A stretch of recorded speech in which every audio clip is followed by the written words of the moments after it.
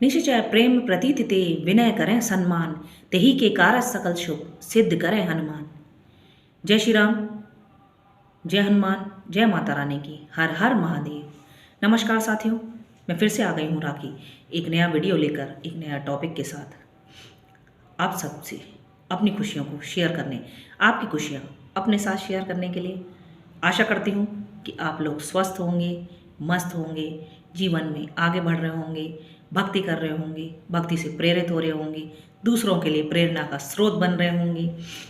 अब इतना सीख गए होंगे कि दूसरों को भी सिखाने लगे होंगे भक्ति कैसे करते हैं, साधना कैसे उठानी है, भक्ति में धार्मिक ग्रंथों का पाठ कैसे करना है, योगाभ्यास कैसे करना है, दूसरों को भी सिखा रहे होंगे और दूसरों से सीख भी ले रहे होंगे। भक्ति करते करते आप कहाँ से कहाँ तक पहुँच गए होंगे, परमात्मा की कितने स्तर की प्राप्ति हो गई होगी और कितने स्तर की बढ़ोतरी हुई होगी भक्ति मार्ग में, यह आप अच्छी तरह जान चुके होंगे यदि भक्ति में लीन हो गए होंगे। परमात्मा को किसने प्राप्त किया और किसकी अभी थोड़ी सी कमी रह गई है, उसको पूर्ण करने के लिए हम आपको निरंतर ही छोटी छोटी चीज़ों का टॉपिक आपसे शेयर करते रहते हैं, जिनको फॉलो करके आप परमात्मा को प्राप्त कर सकते हैं, परमात्मा की कृपा प्राप्त कर सकते हैं, अपनी मनोकामनाओं की पूर्ति कर सकते हैं। छोटे छोटे टॉपिक पर कुछ छोटी छोटी ऐसी बातें होती हैं जो हम नॉर्मली उन बातों पर फोकस नहीं करते और भक्ति को निरंतर करते रहते हैं। तो छोटी छोटी बातों को आपके लिए लेकर आती रहूँगी, जिनको हम कभी कभी भुला देते हैं और अनजाने में ही हमसे छोटी छोटी ऐसी गलतियां हो जाती हैं जो हमारे भक्ति में के मार्ग में, हमारी सफलता के मार्ग में, हमारी मनोकामना पूर्ति के मार्ग में बाधा बन जाती हैं। तो चलिए आइए अब हम शुरू करते हैं एक नया टॉपिक। भक्ति तो आप सब कर रहे होंगे, बहुत सारे लोगों को भक्ति की कृपा भी प्राप्त हो रही होगी, ईश्वर की कृपा भी प्राप्त करने लगे होंगे, भक्ति में आगे बढ़ रहे होंगे। कुछ लोगों को अनुभव भी होना शुरू हो गया होगा, अच्छी बात है। साधना कर रहे होंगे, किसी ने भक्ति उठाई होगी, तो इन नियमों को आप निरंतर ही फॉलो करते रहेंगे तो आपकी कभी भी मार्ग में किसी प्रकार की बाधाएं, किसी प्रकार की परेशानियां नहीं आ सकती। तो चलिए शुरू करते हैं आज का एक नया टॉपिक। एक छोटा सा टॉपिक लेकर आज फिर आ गए हैं हम। वह है कि आप लोग, पहले हमने एक वीडियो डाला था नाम जप। नाम जप में कितनी शक्ति होती है कि भगवान से बड़ा क्या, भगवान का नाम में ही अत्यंत ताकत है। नाम जप आप लोग करते होंगे, जो लोग नाम जप करते हैं, यह बहुत खुशी की बात है क्योंकि नाम जप में असीम ताकत है। कुछ भी ना कीजिए और सिर्फ नाम जप करते रहिए, उसकी मात्रा को निरंतर बहुत बढ़ा दीजिए और नाम जप को 1 घंटा, 2 घंटा, 4 घंटा जितना भी कीजिए। नाम जप में वो ताकत है जो आप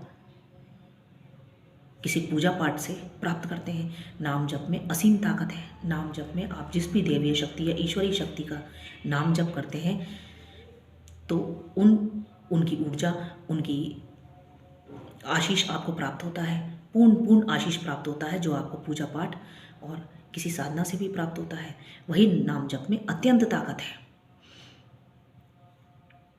तो चलिए बताते हैं कि जो नाम जप आप करते हैं, उस नाम जप को और प्रभावशाली कैसे बनाएं, उसको और ताकतवर कैसे बनाएं कि ईश्वर की, परमात्मा की विशेष कृपा प्राप्त हो जाए, परमात्मा की शीघ्र अतिशीघ्र कृपा प्राप्त हो जाए, परमात्मा हमारी बात को, हमारी पूजा पाठ को, हमारे नाम जप को कैसे सुने, कैसे हमारी तरफ उनका ध्यान केंद्रित करें, कैसे उनकी असीम कृपा प्राप्त करें।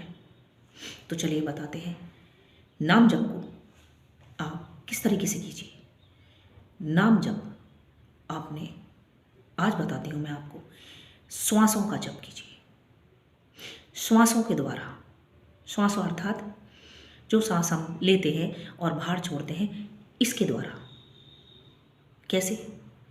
सांस लेते समय और सांस छोड़ते समय कंटिन्यू नाम जप कीजिए। लेते में और छोड़ते में आपका ध्यान अपनी सांसों पर होना चाहिए और नाम जप पर होना चाहिए। श्वासों को लेते समय आप नाम जपिए और श्वासों को छोड़ते समय आप नाम जपिए। ऐसा करके देखिए एक बार। लेने और छोड़ने पर आगे और भी बताएंगे कि किस द्वारा किस प्रकार के सांसों को रोकने का, ये आगे वाले वीडियो में बताएंगे, उससे क्या लाभ प्राप्त होंगे। आप एक बार श्वासों के माध्यम से नाम जप करके देखिए।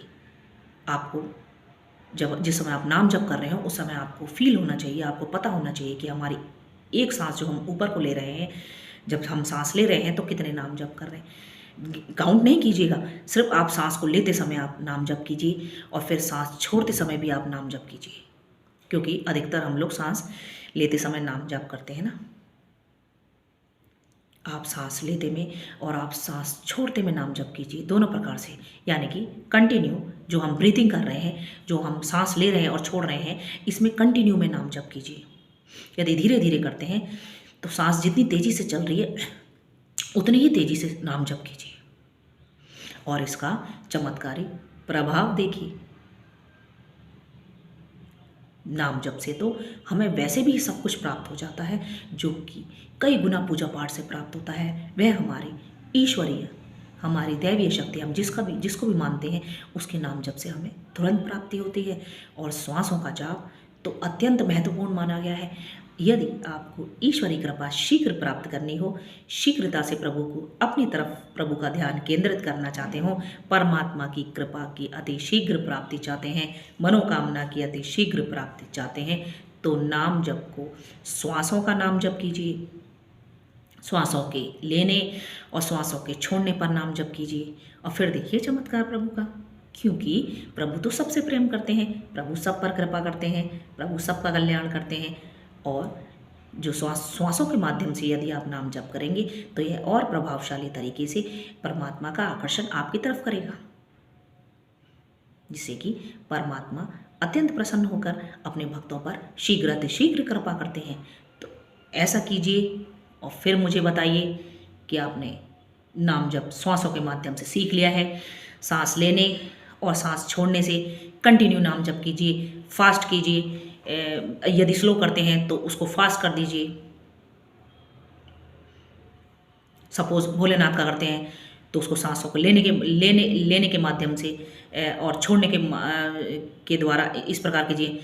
ओम नमः शिवाय, नमः शिवाय, नमः शिवाय, नमः शिवाय, नमः शिवाय, नमः शिवाय, नमः शिवाय, नमः शिवाय, नमः शिवाय, नमः शिवाय। ऐसे कीजिए, जल्दी जल्दी कीजिए। सपोज श्री राम का करते हैं तो राम राम राम राम राम, किसी भी प्रकार से कीजिए, किंतु अपने इष्ट का नाम जप यदि श्वासों के माध्यम से करेंगे तो आपको इतनी शीघ्र कृपा प्राप्त होगी जिसका आकलन आप लगा भी नहीं सकते।